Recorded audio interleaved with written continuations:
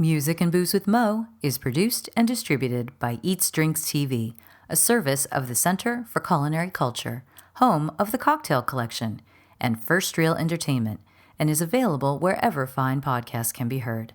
The Center for Culinary Culture, telling the story of food and drink, one taste at a time.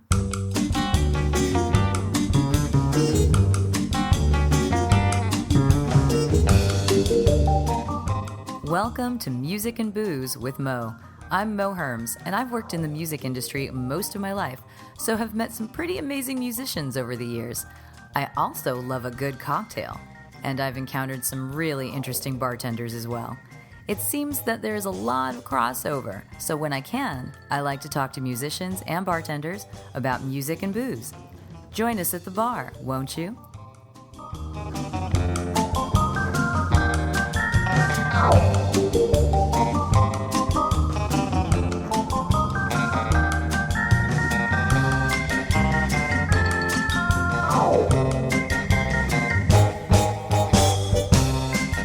Music and Booze with Mo is brought to you by Barkeeper, a head shop for cocktail lovers, located at 614 North Hoover Street in Silver Lake, Los Angeles. Stop by for barware, vintage glassware, a carefully curated collection of spirits, and one of the most impressive selections of bitters anywhere. Follow them on Instagram and Facebook for information regarding spirits tastings. That's barkeepersilverlake.com, and also in the Virgil Village neighborhood of Silver Lake, Los Angeles.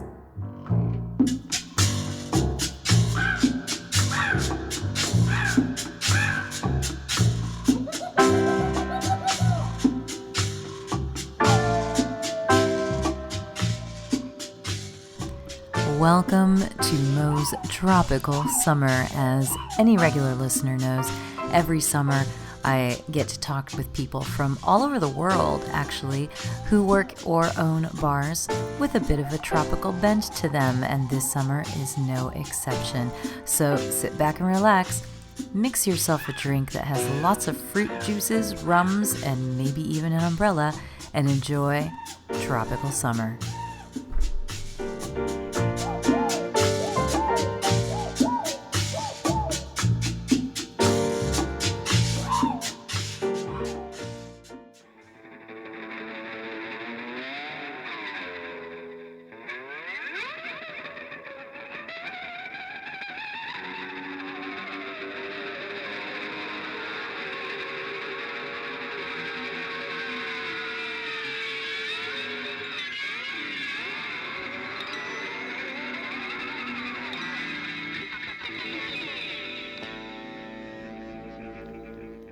So I had the opportunity recently to talk to a bunch of people from Ohio.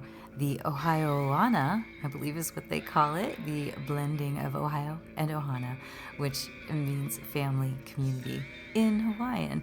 So anyway, this one was Nick Elam, who is at the Huli Huli Tiki Lounge in Powell, Ohio, and we talked about his various artistic endeavors. I mean, he plays guitar and keyboards, other things, but also carves and has been carving for a long time and painting for a long time. In fact, he was painting and designing bar menus for tropical spots before he was even legally old enough to be bartending himself, which he did as soon as he possibly could. So let's talk about his journey through all of the arts and finding himself at Huli Huli.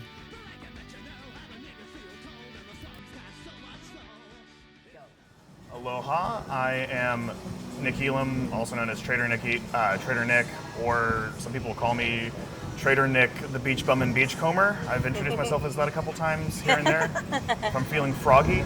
I am the assistant general manager at Huli Huli Tiki Lounge in Powell, Ohio, which is just a little northwest of downtown Columbus, Ohio. I'm also a carver, illustrator, vague ceramicist, always doing tiki stuff, so if it's tiki, I do it. When did the tiki bug bite you?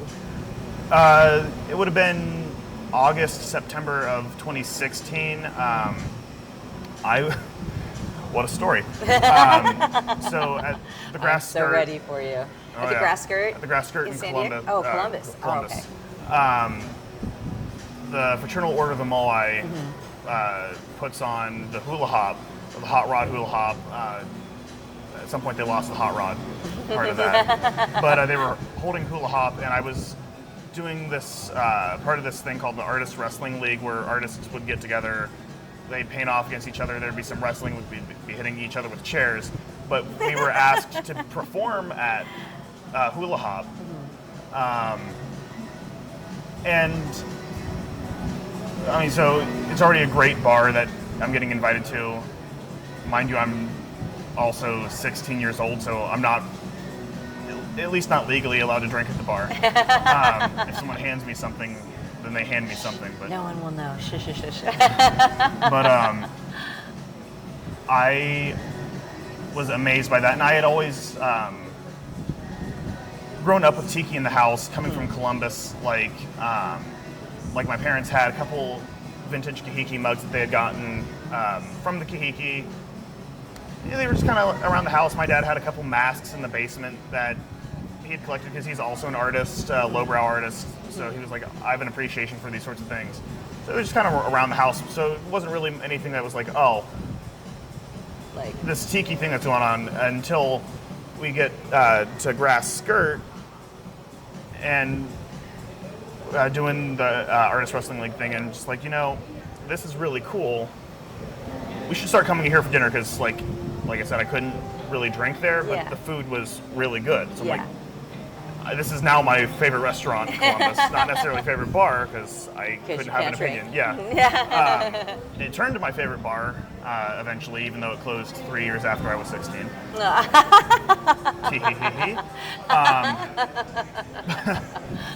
But we would go for some of my friends' 21st birthdays, and I was always like, oh, this is where I'm going to turn 21, but they closed before that could happen, which was very, very unfortunate. I miss Grass Skirt every day. But I just kind of fell in love with tiki there because they were also, for hula hop, they would always get like surf bands and such, and I came up in the punk scene and such. So there's not, Dead Kennedys and the Cramps are a couple of my favorite bands of all time, so Yeah. very surf, rockabilly leaning. So they would have rockabilly and surf bands playing at hula hop, so I'm like already, You're all right, in, this is yeah. a fun place. They're playing really cool music that I've been getting into through the surf punk and rockabilly scene.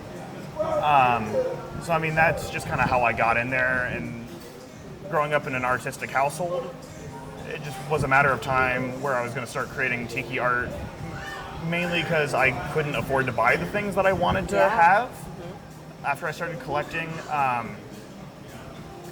So I started carving, started doing paintings first, but the carving happened when I decided to graduate from art school several years later. I was going to build a tiki bar from ground up in my college, in one of the galleries in my college. So I was like, well, I guess I should probably teach myself how to carve so I can actually build this thing. And what kind of tools are you using for your carving? Chainsaw, chisel, gouge, routers. Yeah. Kind of if the it typical cuts- stuff, but when there's a chainsaw involved, I'm always even more impressed. Just wait till the flamethrower comes out to Yay! do the Whitco burning style. Yeah. That's the one that can really do some damage. But I did a menu for that show, kind of a last minute decision. I'm like, what would really tie this together if I just kind of throw together a menu, do some drink illustrations, kind of sort of like a show flyer, kind of explain what the show is as well. And it was the middle of the pandemic, so maybe 10 people got to see this show. Yeah. Maybe. So I had a stack of these menus printed up, and I was just kind of I'd go to Tiki Flea up at Tiki Underground in Cuyahoga, or at that point it would have been still in Hudson before it moved to Cuyahoga Falls. But I'd hand menus out to them, and eventually my current GM at Huli, he had just gotten hired on as the GM at Huli Huli when I gave him the show menu, and he was like, he came over to my table and was like, "This is you, correct?" I'm like, "Yeah." And he goes, "Well, I'm the new GM here." Introduces himself, and he goes, we're gonna move in a newer direction because there's new people here, so need to move in a different direction or change some things. Like, so I want to go in a new artistic direction with the menu, and I love what you're doing. Oh, wow. Like, please do our menu. So I do that, and like, I now have 3 menus of the 4 Ohio tiki bars because of that. Like that you designed them. Just kind of roller coastering, carvings a little bit everywhere. Just I keep doing shows. I'm still even doing like vending shows. Like when I'm not doing the bartending ones, I'm vending usually. And so I've since done Porco. Oh, I'm sorry. Were you creating these menus before you were actually bartending? Yes, that is how I got introduced into bartending. So I cut you off. So go back to Porco because I'm like, wait a minute. You're just making these things for them. Okay, go. This is intriguing. I love it. It's such like a roller coaster. I was gonna say it's such a. It was like you were doing everything but bartending. Kind of. So, everyone's a home bartender. So True. Good point. Which is, yeah. Well, we'll definitely get into that. But,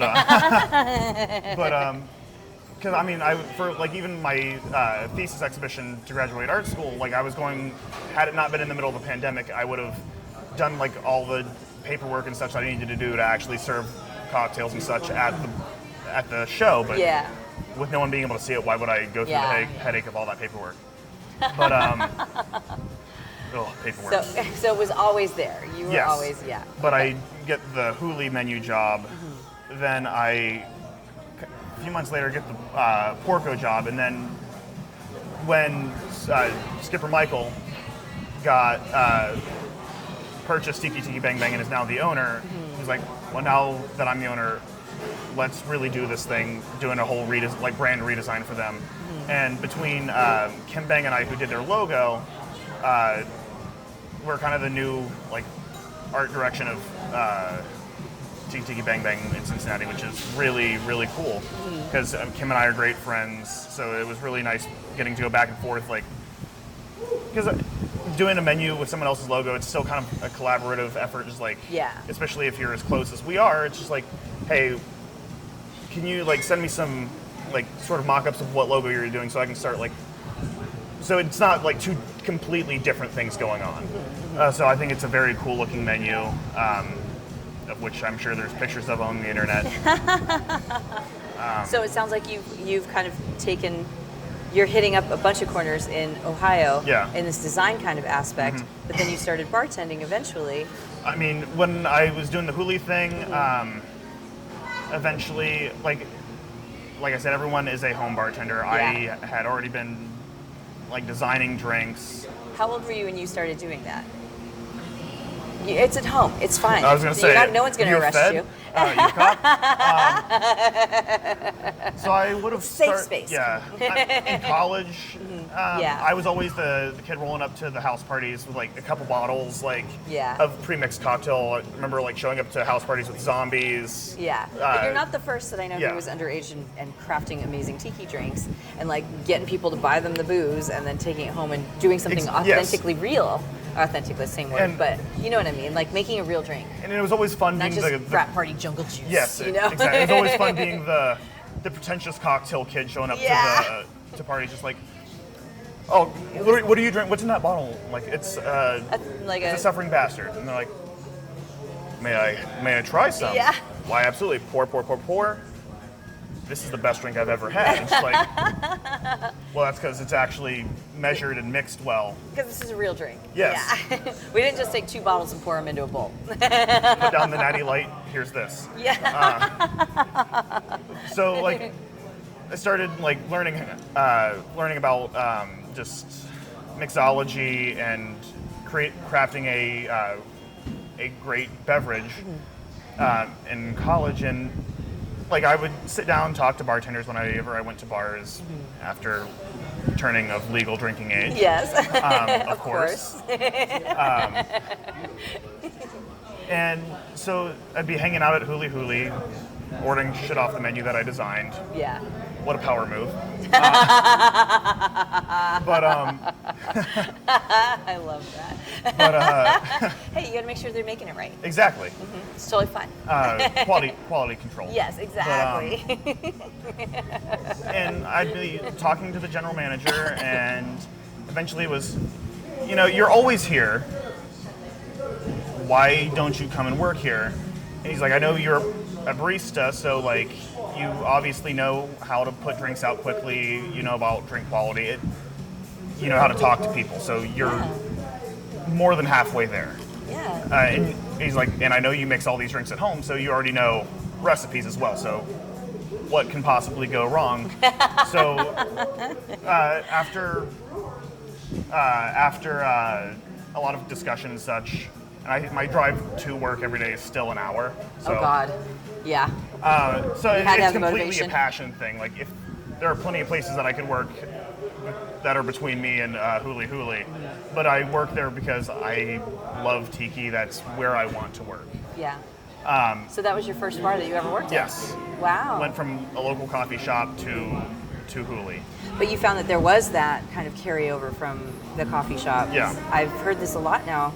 It's something I only learned a couple years ago and didn't realize, but it makes sense that barista skills apply very well to mixology skills. And if you've ever listened to the Bartender at Large podcast, I've heard Eric talk plenty of times about how he's just essentially headhunted and scouted baristas from his local coffee shop, and just like, that's It makes sense. smart. Yeah.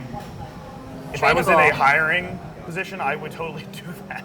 Well, it's an adaptable skill. Yes. Which is interesting because I wouldn't have thought that before, but it makes sense. Just think about it a little bit, and it absolutely makes sense.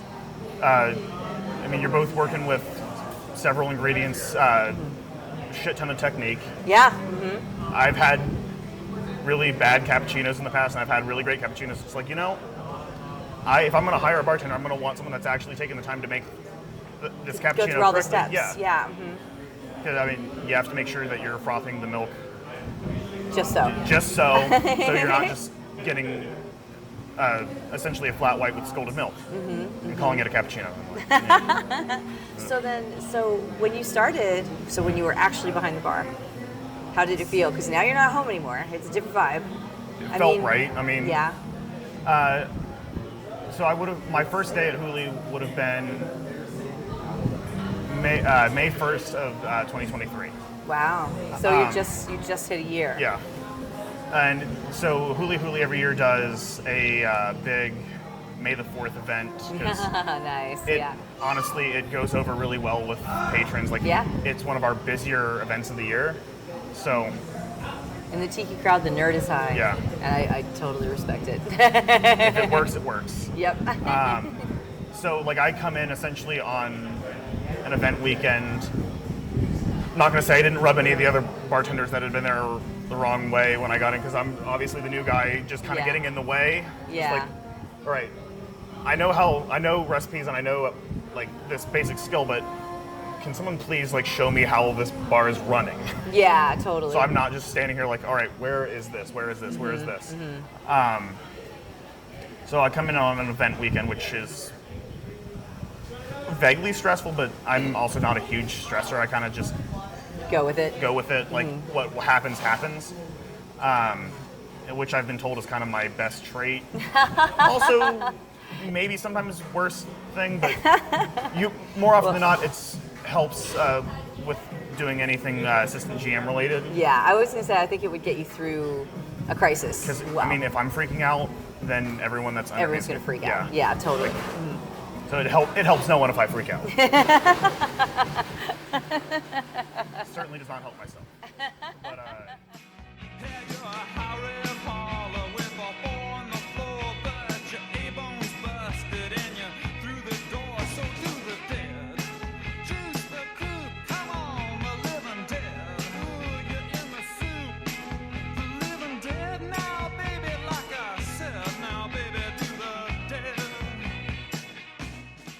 I've been at Huli for about a year, and our assistant GM right behind was handed to me from my buddy Zach. Yeah. He's now down at Tiki Tiki Bang Bang, which could not have. He left me in such a good spot. I can never appreciate him enough for that. Yeah. Or thank him enough for that. That's amazing. Oh, yeah. So once you got there, and when did you start? Like, I'm assuming pretty quickly you started crafting your own cocktails. I'd already been crafting cocktails before I got home. to it. Yes. But it's like now this is one that's going to go on the menu. It's out there for everyone. Do you guys work as a team? Everyone contributes, like, here's my drink, here's your drink? So for a lot of our like specials menu, like the Star Wars menu or Shrieky Tiki or Hooli holiday menus, it's kind of a group effort. Like everyone's like given the opportunity to submit some drinks. Yeah. And I mean, obviously not every drink gets on. Not every one of my drinks gets on, and I wouldn't want it that way either. Main menu is kind of between me and my GM. I'd like to see some of the other bartenders' drinks go on for our next menu release, which we do 2 a year. So, if any of my bartenders are listening to this, start crafting.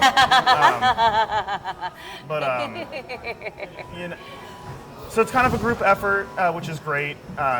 It keeps the bartenders involved. Like if you're just making other people's drinks, like obviously they're going to do it and they're going to do it well. Yeah. But if they're getting the opportunity to every couple tickets make the drink that one of theirs, yes, they're like, it keeps them excited and just like making sure they are doing it right and doing it well, which is so important. Now, once you got in there, I'm sure that your world expanded significantly, because before you were just creating at home with what you had at home. Now you might have had an opportunity to try more, although you're in Ohio, which I know is somewhat limiting. So, trust me, I have way more rum and spirits at home.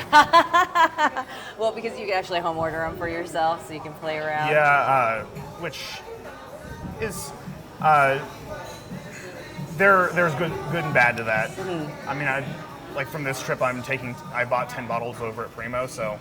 Oh gosh, so I stuff that you can take home. Yeah. Mm-hmm. So we're getting to, I believe, 278 bottles of rum are going to be on my home bar now. That's just the rum. But I mean, in Ohio, we are so heavily constricted to what we can have. Our ordering pages, on the OHLQ website, rum has 6 pages. Yeah, so Michael Tequila was just telling has me that. 16, bourbon has 18. Yeah. And vodka has 12. So yeah, rum is is the smallest category. And most of that is flavored Bacardi. Yeah. Not saying there's anything wrong with that. Exactly. But there's a time and a place for everything. Yes. And sometimes you want a different flavor profile, because as anyone who understands rum knows, there are many rums, and the profiles they have is so vast. And my thing with that is merely just how it's categorized. Mm-hmm. The mango chili Bacardi, I've had it a couple different Bacardi tastings. Mm-hmm. It tastes perfectly fine. I would use it as a liqueur, if anything. I'm not going to call it rum. It's flavored rum liqueur. But what is the rum you wish you could have at your bar? Kohana. I mean, we have a bottle there, but I cannot sell it to anyone. No, we talked about it before we started recording, but I'd love to hear you talk about it again here, because you were telling me it's your favorite and why. It's my favorite for just a handful, maybe more handfuls of reasons. But it's just downright delicious. It mixes so well. I'm going to kind of go off on a short tangent there. Yeah. It mixes well, it tastes good. To sip on its own, which honestly, if I'm not able to drink it on its own, I'm not going to mix with it. Mm-hmm. If it's not good enough to stand by itself, it should not go in a cocktail. Because then you're just building the cocktail around trying to cover up flavors that you don't like. Yeah. And why would you do that when you could put something in there where you're like, all right, there's nothing about this that I hate. So Kohana fits that category perfectly for me. I'm an agricole guy, so I love cachaças, rum agricoles. Even sort of pisco is it's that a strange cousin. Even though it's not sugarcane, but it is in that same sort of unaged kind of vegetal realm, which is really, really fun. So Kohana is, like I said, tastes great. But all the things that they stand for, like when there was the Maui wildfires, they were doing so much to support. I mean, even though it's a different island, it's still their Hawaiian community, which was really cool to see. It is Ohana, and you gotta love that. You gotta love when people support their family, their Ohana, which if you didn't know means family. Thank you, Lilo and Stitch. So they're doing that. They support the tiki community as well with events like Tiki in Waikiki. Yeah. They work with Skull and Crown in Oahu or in Honolulu. That, if you've not been, is a great bar.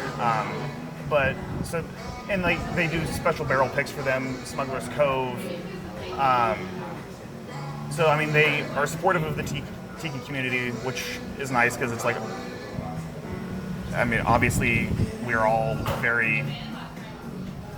I mean, I'd assume we're all in the tiki community if we're here. So it feels like they are supporting me directly, which is nice. And when I went to their distillery when I was on Oahu, I was shown nothing but kindness and just, for lack of a better term, aloha. I go in. I'm on a bit of a schedule because I was doing sort of like an island tour, and that was one of the stops. So I'm like, I couldn't do like the full tour. I was shown around quite a bit. Did a hell of a tasting. I'm gonna shout out the lady that did the tasting for me. Bernadette was absolutely lovely. They're really sweet over there. They were like, originally tasting was supposed to be 3 of the rums, and I think I tasted at least 8 rums in every of their like pre-bottled cocktails. Because like as soon as she found out that I was a rum lover, was like, all right, if you enjoy this one, here's this, and then it was, oh, you're a bartender at a tiki bar. Okay, and here you go. Here's this, try this. I'm like, we'll roll you out. And, I mean, when you get there, you're greeted at the door with a cup of just sugarcane juice. So it's like, all right, automatically, the education is just, the education is there. It's like, right away, all right, this is what you're about to try comes from, which is a really cool thing. And I would love if I'd love to see more tiki bars and/or rum bars kind of have that as an option of like, oh, we have like just sugarcane juice available, because honestly, at different markets, you can find just sugar, like the sugarcane stocks, and sugarcane juicers are not that expensive. They're like $200, so not that expensive, especially for bar cost. And it would be a really good way if people are interested to kind of start that education, which the education that is available through Kohana is just second to none. Because like they do the Ohana Rum program, where every 3 months, every quarter, they will send you 3 bottles. And, I mean, you can always add more onto it. That's the only way you can get it. Yeah. At your house. Because they're not going to sell it in Ohio. No. Come on, Ohio.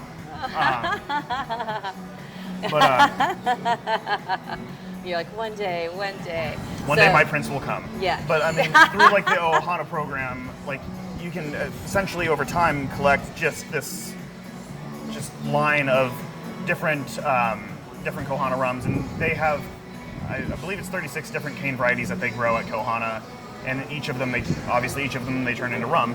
So you can even through their Kea, which is the unaged, their unaged product, you can try like the Panawili to the Pakawili to their Kokea, which is just white sugarcane. Yeah.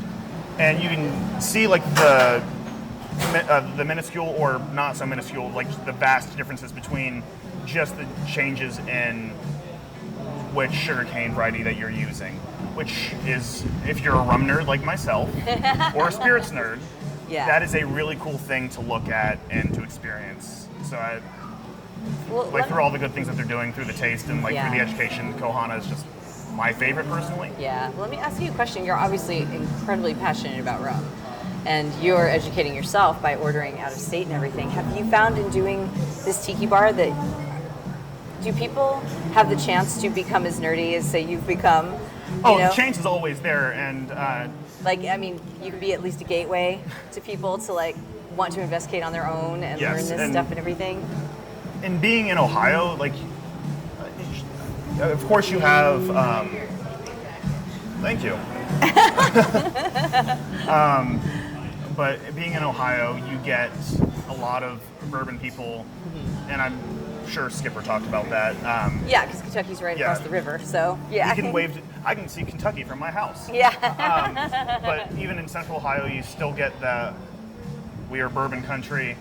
So you get a lot of opportunity to educate people on rum and sugarcane or some sugar distillates.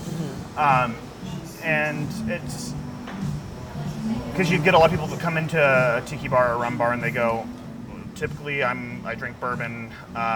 So what will I like? What will I like? Do you have any bourbon drinks? Like, we do. I'll make you whatever we have, because you have your obligatory bourbon shelf in Ohio. Yeah.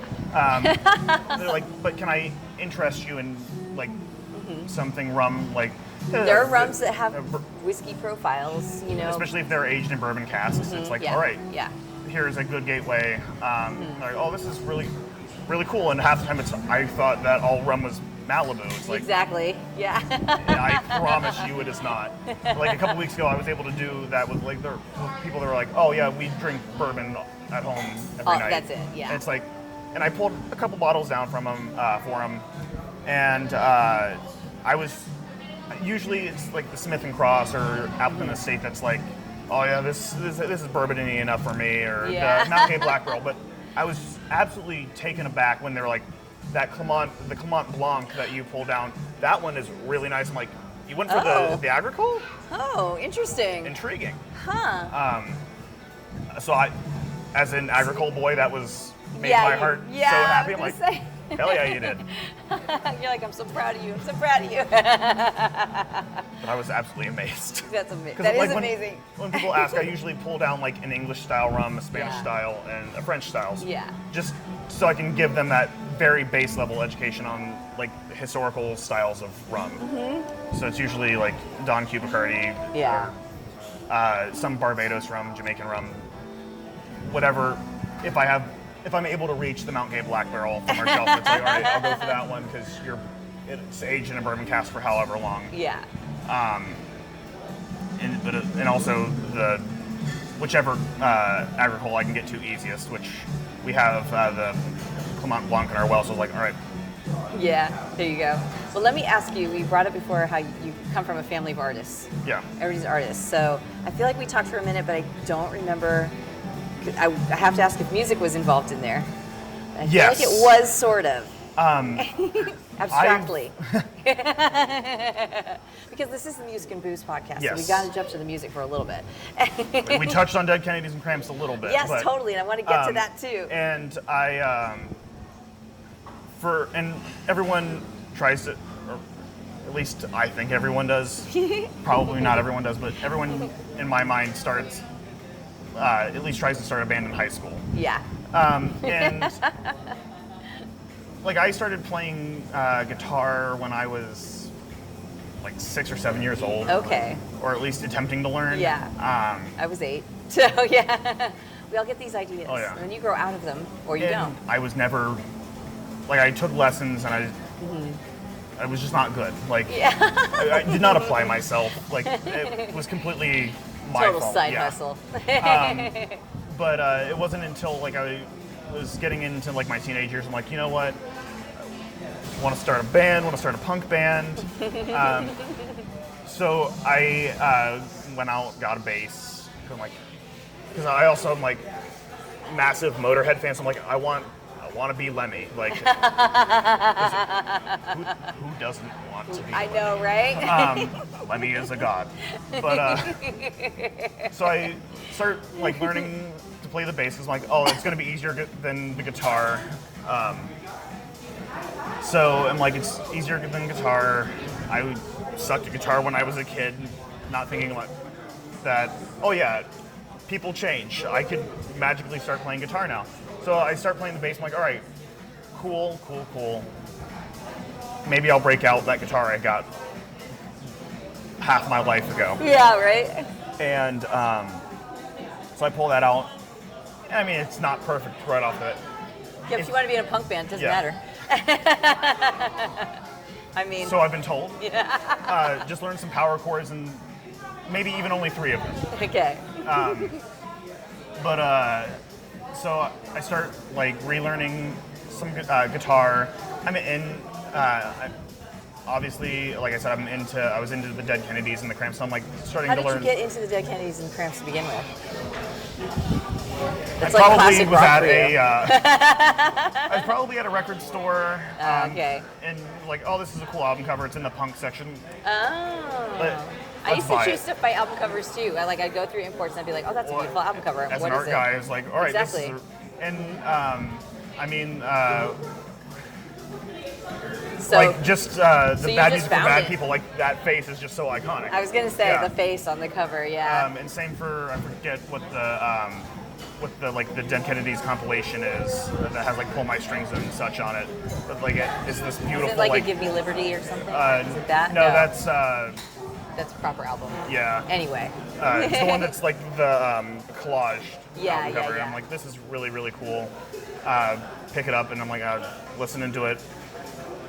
Love it. And like, you're in. I'm in. And through that, I found like it was pretty easy step into just like listening to classic surf music, like Dick Dale and the Ventures, and then right into like the Ghastly ones, and then. I mean, obviously, from the Cramps, you're getting into some of the rockabilly stuff. So you're like, all right, Deadbolt, all the creepy surf and creepy rockabilly stuff, psychobilly and whatnot. It's just such a fun couple of genres. So, like, I'm starting to.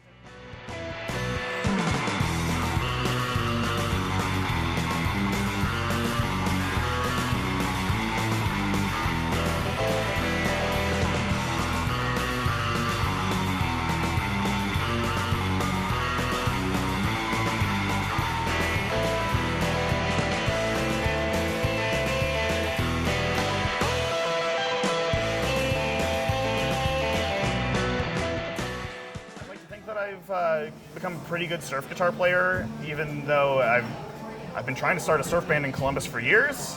Yeah. Can't find your people? Good luck finding surfers in landlocked Ohio.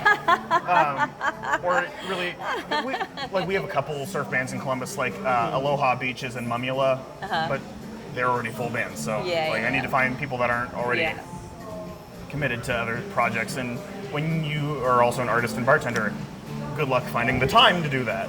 Yeah, well, I mean, I guess it depends how much. I mean, a lot of musicians bartend to pay for their musician habit and vice versa, but you're also doing art stuff, and traveling stuff. And it's hard to commit. It's a whole thing. Yeah. And I have bartenders that are like, hey Nick, we should start a band. It's like, I would love to. When we find the time, let's talk again. But let me get through these 10 menu releases that we have going on in a matter of 4 weeks. So you still get to jam at home a little bit? Oh yeah, the amp is always plugged in. We have I grew up in the house. We always had like this antique piano in our front living room. So I also was able to eventually, after learning bass, guitar, ukulele, made it very easy to transition to like keyboards and piano as well. So it's very multi-instrumental as well. So I mean, so you definitely have the music side. Yeah, but it's music's just sitting really there fun. waiting. Yes, it's just kind of a project that's on the back burner, but every now and again, even the things that you have on the back burner, they get a little stir. Yeah, totally. So what, considering, you're managing this bar, what kind of music do you guys have there? Do you go traditional? Do you like throw in whatever? Now I know almost no one can play Dead Kennedys in their bar. God, Some good dive bars. I hope my GM, the GM and the owner are not listening to this. Do they? Because it depends. There are very few places I've been to where you can play Dead Kennedys and both the clientele and the staff are like, yes, Well, that's a very particular audience. When throughout the week, it's usually like Martin Denny, Arthur Lyman, that are Robert Drasnin, Eva Yeah. Sumac. Like they're all the classics Exoticas usually playing throughout the week. So we Yeah. try to keep it pretty traditional. From time to time, we'll throw on like some of the high tide artists' songs. Like, Hula Girls get a lot Get of the surf play. stuff. Tikiaki gets an aggressive amount. Dr. Ho, yeah. We get some of the modern stuff in there as well. I Yeah. love when I'm just like bartending and like Black Sands from Ixtahuele comes on. I'm like Yeah. automatically I'm just like, no, I'm at a tiki bar right now. Yeah. I am slinging Mai Tais at a tiki bar. This is the life. This is the one. Yeah. But I mean, as you do, you get a little. You want to need to change things you up a want to little bit, hear yeah. the change. Yeah. So when it's like on Sundays, when it's kind of my day to really run the show Yeah. because like neither the GM's not scheduled in, the owner unless he wants to come in doesn't have to come in. So it's like, all right, we're gonna get a little surf heavy today. Okay. If some Dead Kennedys happens to slip So on, find its way in. Yeah. great. Cramps, it's sure. just straight up on the playlist Oops, yeah. for Sunday. So Do you get to make those playlists? Or you're just not like, officially, hey, throw but- the Cramps in there. it's not hard to like. Have a little influence. Yeah, like there are a few Yeah. different playlists that we have at Huli, so we can change it up pretty easily. Cool. So I mean, It works. and as long as it's not just like blatantly offensive, it's fine. Yeah. Have you ever had the opportunity to name any drinks musically? Like name them after a song or anything like that since you've been in this role? Yes. I was like, what was that face? None of them are like published as of yet, but like we do Shrieky Tiki every year. Shrieky Tiki is the Halloween. Yeah, it's our Halloween event. That's so great. That is such a great name. And most of my like every now and again you're like, all right, this is a great song name, and you can just taste the cocktail. So, but like I desperately want to do for Shrieky Tiki like a Rocky Horror Tiki show theme. Nice. Because every year it's like it's Halloween, but it's also a separate theme as well. Yeah. Like this past year was Zach essentially got to choose the event this past or the theme this past year, and he is an avid Dungeons and Dragons fan. Yes, D&D. You were going yes. for both. I get it. Just so many things, so much rum throughout the weekend, I can hardly speak. So that was this past year's like creepy Dungeons and Dragons theme. It was really fun because there were 8 drinks on the menu. And you always hear like, oh, which drink's best? Like, what do you recommend? Or just make me something. Yeah. So he brought in like these 8-sided die. So and each drink had its corresponding side. So Yeah. we were like, oh, here, roll this. Let the dice decide Yes. for you. And then when it comes to ordering a drink, if you roll a 1, it doesn't mean bad things. Yeah, So totally. it's that one time. But so that was really cool. But I desperately want to do a Rocky Horror Tiki show theme, as I'm an avid Rocky Horror Picture Show fan. Yeah. So a lot of and I've already like started conceptualizing a lot of these drinks for whenever this theme does happen. Yeah. So you're getting like rose tint Mai Tai. Nice. Nice. The ideas are there. Yeah. Yeah. I just have a laundry list of concept like drink names and like what the flavor profiles are going to be for that, which It's cool. gonna happen. It's But, gonna happen. Most of my just like regular drinks, honestly, are like they're tiki wrestling themed drinks or wrestling themed tiki drinks, I guess. Like I've like Muda's Mist from the great Muda out from classic Japanese pro wrestling with his misting signature move. Because I'm a lifelong wrestling fan as well, so I was like, all right. Awesome. So eventually one day I want to also write the wrestling tiki cocktail book because I You have all probably the illustrations in your mind already I have too, illustrations. right? I mean, with plenty of photographer friends, I'm just like I can already see like fun pictures from photo shoots with luchadors at tiki bars. Yeah, totally. It does feel like luchadors particularly feels like a good fit. You know, I mean, for all of this. You see a lot of tiki and lucha stuff and just plain lowbrow art as well. Yeah, Especially Dr. I don't want to butcher his name, but Dr. Alderte. I don't know. We both. Yeah. I don't know, so I can't help you. I'm sorry. I know. I love his art, I'm but sure I don't you know his butchered it pronunciation. perfectly. Yes, I butchered it like the perfect Yeah, white totally. guy that I am. But I mean, he's done a lot of work for tiki bars as well as like other, just like his own lowbrow art. Yeah. He's done mugs and such as well. So he's thoroughly in the tiki community, but also he's doing just like Mexican art, which is incorporating a lot of the like lucha themes and Aztec Mayan, Mesoamerican sort of influences. But I mean, you see lucha and like Mark Ride and stuff. Jeff. So, yeah, totally. It's just everywhere. So, and as well as the tikis. Like, I mean, Mark Ryden specifically is known for a lot of his tiki paintings as well. So, I mean, you're seeing a lot of this crossover, and that is a fun, just such a fun crossover for me. Yeah. Getting to match my worlds. Yeah. So it sounds like there's a lot more to come. Yeah. At the bar, as you've been there for a little while, but you're just continuing to have ideas and to grow in all of this. Always more ideas, as my ADHD brain does not stop. Idea. I swear at least 3 times a week I go up to my GM and I'm like, so, I've been thinking besides, how much is this going to cost me? Quit spending my money. But there's always more things to do. Especially in the tiki community, in the bar community, there's always more opportunities. There's always opportunities for growth, and if you can outgrow places, and that's fine. Yeah. So, like, I mean, you can kind of max out at one place, but then it's like, all right, I can go do more here, or I can start my own bar. Which, who doesn't want to start their own bar? As a bartender, that is always. Yeah. Usually, from what I understand, it's usually the end goal to either open or for most people, it's bar. ownership at the end of the day, so that you can. It's create your really own all your yes. thing. Yeah, all the responsibilities, but the vision as well. And as someone that has the visual art mind, the drink mind, and there is just such the vision in my head. Yeah. And I mean that can always evolve as well. Is that tight? Thanks. It was a very quiet sneeze. So I mean, things always change. So it's always where will this take me? Yeah. And like I said, not a huge stressor. So So you're just gonna ride it along and see where it goes. I'm not gonna push it. Yeah.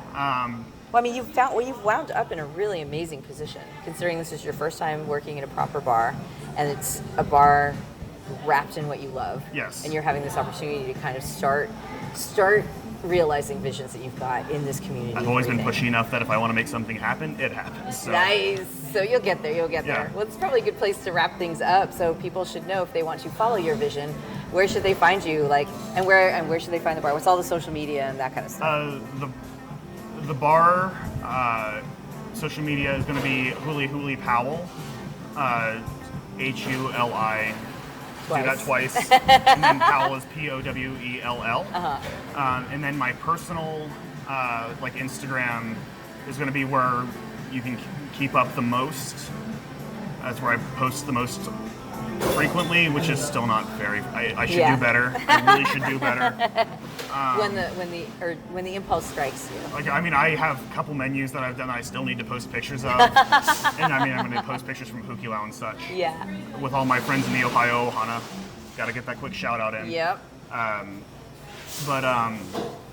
The handle for that is at Trader TRADER.NIC_99. Trader Nick 99. There we go. Cool. That is amazing. Thank you for talking to me. I really look forward to what you're going to do with all of this, because you have so many ideas, and like you said, the actual will to do it and follow through with it and everything. So I like that there seems to be this growing Ohana in Ohio. Oh, absolutely. When you say and everyone knows each other, it makes it sound so nice. You versus will. Just being pushy. No, you will. No, it's just something that you're going to do. You just, like you said, and I know I myself in that way, if there is something that I'm going to do, I'm going to do it. It's going to happen, and there's just that journey getting there. Yeah. And what happens in between? Yeah. Who knows? It's just part of the experience of riding the waves of life is how I got here. So. Yep, totally. Well, on that, I feel like it's a mahalo and an aloha. Absolutely. All right, well, thank you. Mahalo.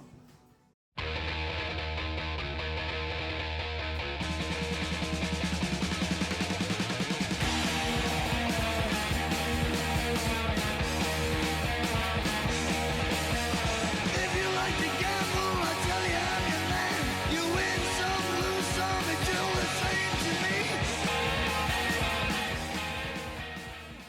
have it, Nick and his many, many, many skills, head over on Instagram to Huli Huli Powell to follow the Huli Huli Tiki Lounge. And then Nick can be found at trader.nick, NIC_99. There you go. Go to my Instagram, Music and Booze with Mo, and I'll have them all tagged if you can't remember any of that. And it was so much fun talking to Nick. I am so excited to be tuned in to all of his creative arts. And who knows, maybe I'll be able to get myself a little carving one day. Thank you so much, Nick, for doing this. And everyone, you gotta get to Ohio, apparently. Lots of tiki out there.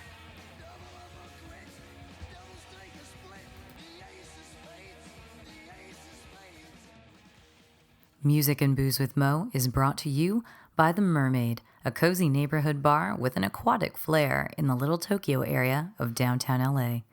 Open 7 days a week, featuring tropical cocktails and snacks, The Mermaid also has a daily happy hour from 5 to 8 p.m. Follow The Mermaid on Instagram at TheMermaidLA to hear about upcoming events and check them out at themermaidla.com. Head to 428 East 2nd Street, Los Angeles, for a drink. Thank you for tuning in to our barroom chats on Music and Booze with Mo. For more info about today's guest, or if you want to connect with me, check out my Facebook page, Mo Herms. Please subscribe to the podcast and feel free to tell all your friends about it. While you're there, give the show a rating and a review. It really helps to get the word out. If you want to hear the playlists our guests have curated, search She Be Mo on Spotify, SHEBMO. Find pictures of the interviewees and the cool stuff they create on the Music and Booze with Mo Instagram account. Lower your expectations and join us at the bar. Till next time, cheers.